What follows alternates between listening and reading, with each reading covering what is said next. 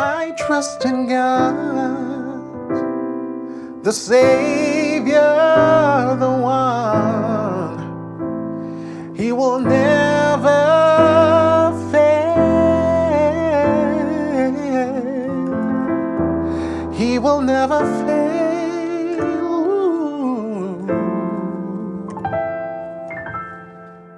As a beginner, one of the quickest way you can begin to improve your gospel piano sound and chords is through the use of sevenths, adding sevenths to your chord. But I know there's a lot of questions about what type of sevenths do I add and when do I add it, how do I add it. So in today's video, I'm going to show you how to simplify all of that so you know when to use sevenths, what kind of sevenths to use, and this is something you're going to be able to use across every song you play. So stick around.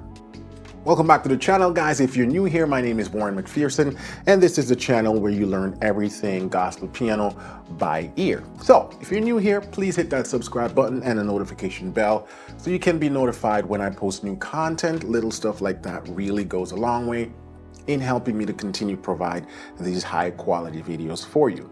All right, today we're looking at 7th chords, especially for beginners, and how they can begin to implement those right away. Let's dive right into it. So, assuming you already know how to play triads, and triads is just your regular 3-note chords. So if you've been stuck playing triads all this time, now I'm going to show you how to start adding sevenths. But first, let's talk about some rules regarding sevenths. Take the major scale, and now let's look at the diatonic triads or chords within the key. The 1 chord is always major, and this is true for every key you're playing. So that's why we're calling them rules. They're generalized rules that you can apply to every key. The 1 chord and the 4 chord and the 5 chord are always major chords in every key, right? The 2nd chord, the 3rd chord, and the 6th chord are always minor. We're going to skip the 7th for now, so we're only going to focus on the 6th chord. The 1, the 4, or the 1, the 4, the 5, which are major chords, the 2, the 3, and the 6 that are minor chords. Now, the two types of sevenths that we have in music are major sevenths and minor sevenths. So now let's look at the interval of a seventh. So whenever we take an octave and you just lower the top note by a half step, you get what is known as a major seventh interval. And whenever you play these two notes within the chord, a major chord, it gives you a major 7, right? So that's just the quickest way you can think about finding that seventh. Do you struggle with these 3 crucial questions?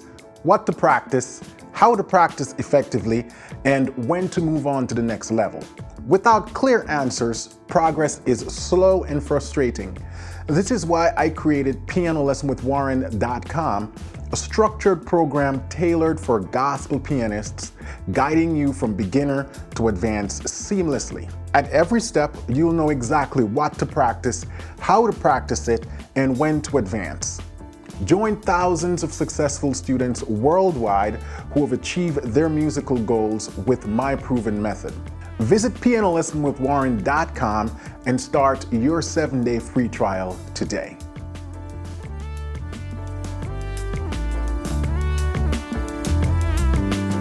Find the octave, lower the top note by a half step, and then play your major chord over it. And it gives you a major 7th chord. Same thing applies to the 4. When we go to the 4, F major, play the octave, lower the top note, and we get F major 7th. Here comes our first rule.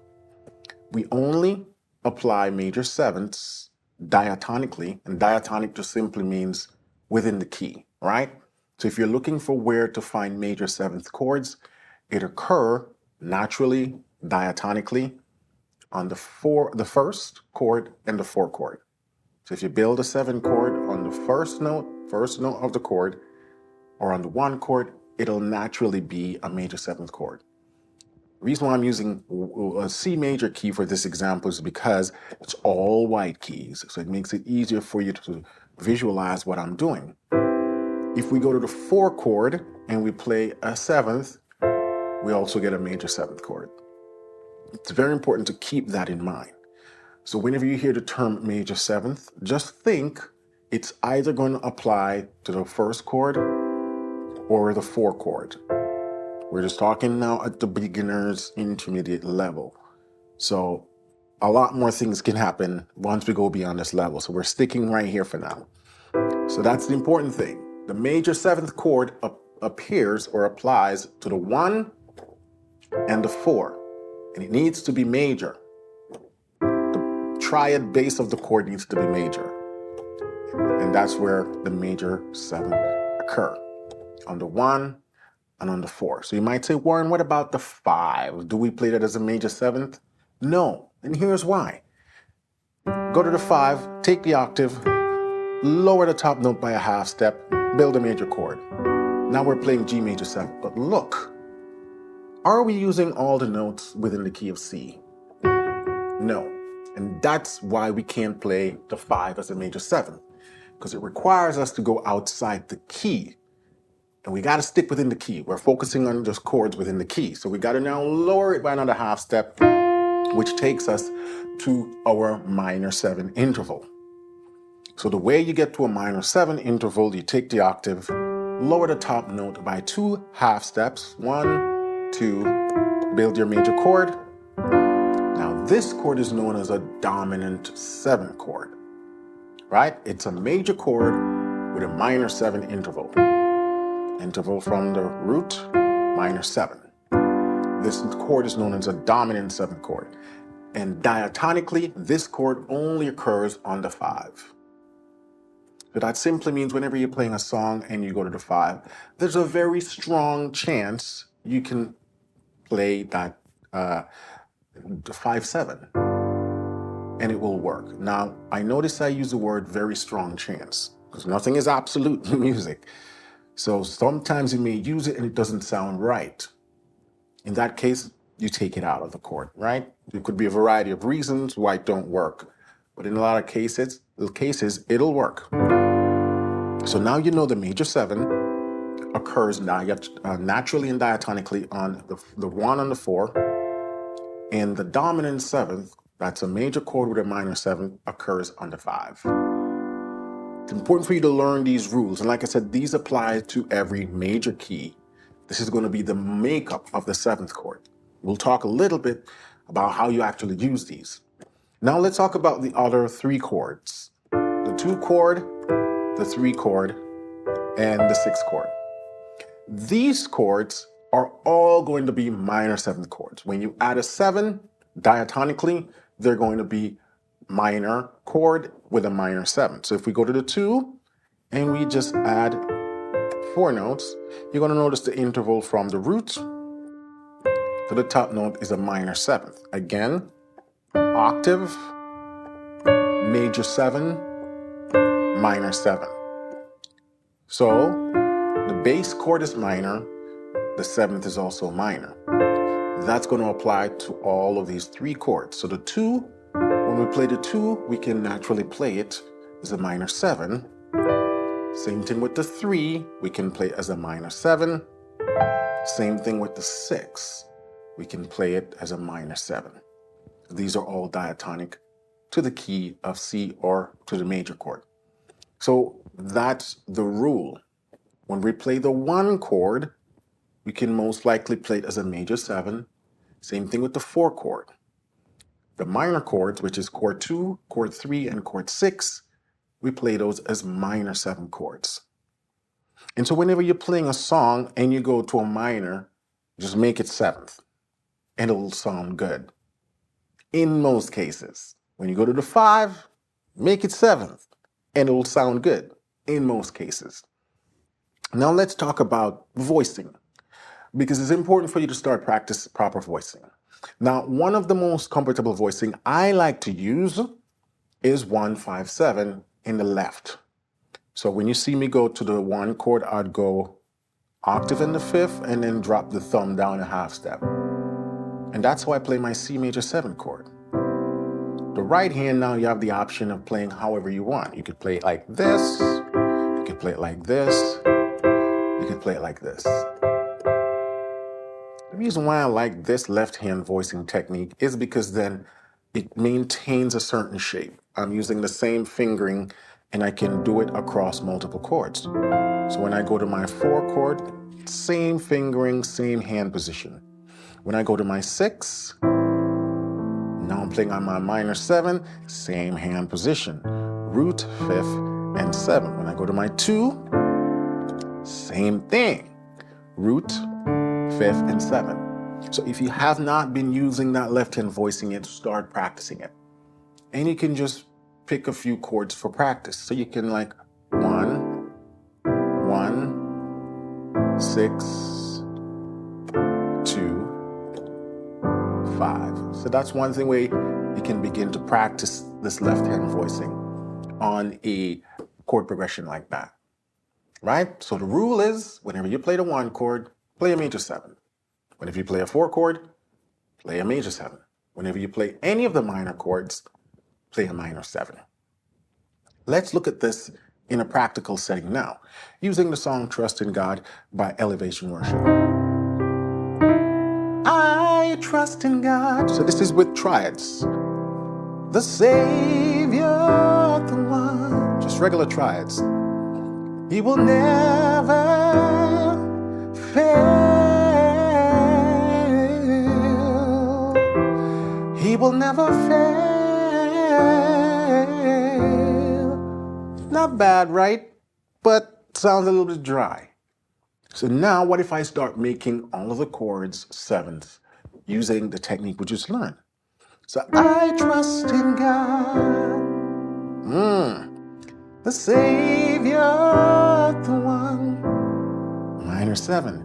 He will never, major 7, fail. He will never fail. Right? So you see how it starts to sound nice and silky? I trust in God, the Savior, the one. He will never fail. He will never fail.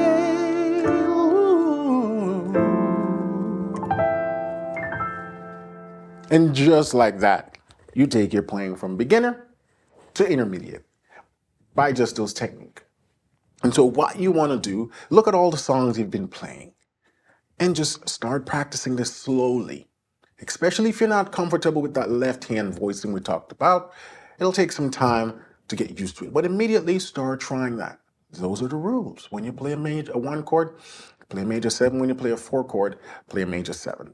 When you play minor chords, play minor 7s. And immediately your songs will start to take on some cool colors. Now, I want to point out some exceptions, right? Because for every rule, there are exceptions. When we talk about the use of 7ths, particularly the major 7th, we have to think about style. The major 7th is a very powerful chord because it instantly starts to evoke the silky, smooth, soul R&B vibe. Listen to it. Right? And so, if you want something to sound more bluesy and gospely, you kind of want to avoid the major 7th chord. If you want it to sound more traditional, you go for the minor 7, which is the dominant 7. This is going to require you to go outside the key, right? So then you'll end up with stuff like that. Your 1 chord is a 7, your 4 chord is a 7. The minors can stay the same for the most part, but the 1 chords, if you want it to sound traditional gospel, you can't go major 7. So that's one of the few exceptions. If you're doing something like Amazing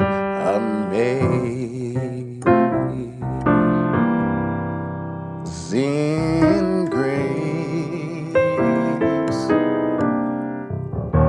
how sweet.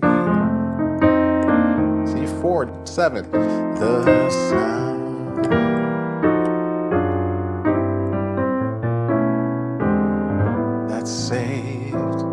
the minors as a 7.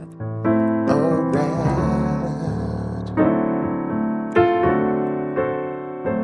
like me.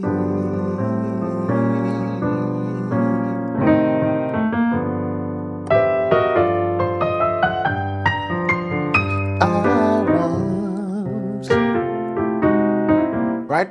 So if you want something more bluesy, gospely, we stick mainly to dominant 7th chord. So that's major chords with minor 7ths. And then for the minor chords, you can keep those as is. So I just wanted to point out that exception. For most ballad style, worship, CCM style song, you can lean into the major 7 vibe, and those will sound fine. But once you want that bluesy traditional gospel, we got to go dominant 7. So that's one of the few exceptions. All right, now for a bonus, for those of you who are chord hungry and always like to spice things up, I want to leave you with some additional chord exercise. So now we're kind of matriculating from beginner to more later intermediate playing. And going back to Trust in God, when they do the song, that part of the song, I saw the Lord, or I called the Lord, and he came and he answered. I sought the Lord, and he came and he answered. I sought the Lord, and he came and he answered. That's why I trust him. Right, we can start spicing it up with sought the Lord, and he came, answered. I sought the Lord, came and he answered. I sought the Lord, and he came and he answered. That's why I trust him. So what I'm doing is my 1, then I'm doing a passing to get to my 6. 7. So that's what I'm playing right there. 7, 3, 6. Now I'm kind of adding more notes to my chord, just making it a minor 9. Then I'm setting up a 2-5 passing to go to 4, which is 2, 5. This is just G minor. 1 to 4. And then walking down to 2, I'm doing that 1 chord in first inversion, then passing it to the 6 as a sus9, sus4 chord, then to my 2, and I'm using the minor 9 as well to add some color. So it's just a series of passing chords. Now, if you want to learn more about passing chord, I'm going to link to a video at the end. All right, so I sought the Lord, and he came and he answered. I sought the Lord, and he came and he answered. I sought the Lord, and he came and he answered. That's why I trust him. That's why I trust him. Right?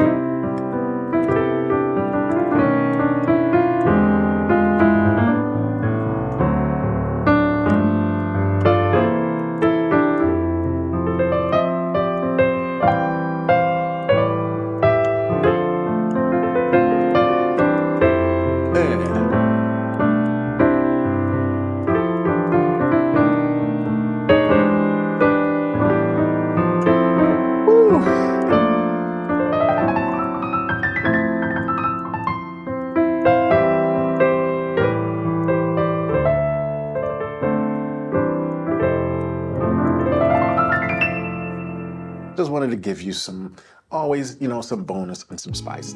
So for beginners, early intermediate, that's how you can immediately move your playing from beginner to intermediate with the use of 7s. You just need to keep in mind these rules that we talk about. Now, one thing I have done for you today, everything discussed in this video, I have compiled in a nicely sort of formatted PDF I'm going to give you guys for download so you can study that, right? So it's a distilled version of this video, so you don't have to keep coming back to the video. This is something you can download, print out, and save. So click a link in the description to download this lesson PDF of everything we talked about. All right? Again, thank you guys for watching. If you're new to the channel, be sure to hit the subscribe button, the notification bell, and share this video with someone you believe will find it helpful. Also, drop a comment in the comment section. Let me know what you think of this video. I'd love to hear your thoughts and your feedback. All right?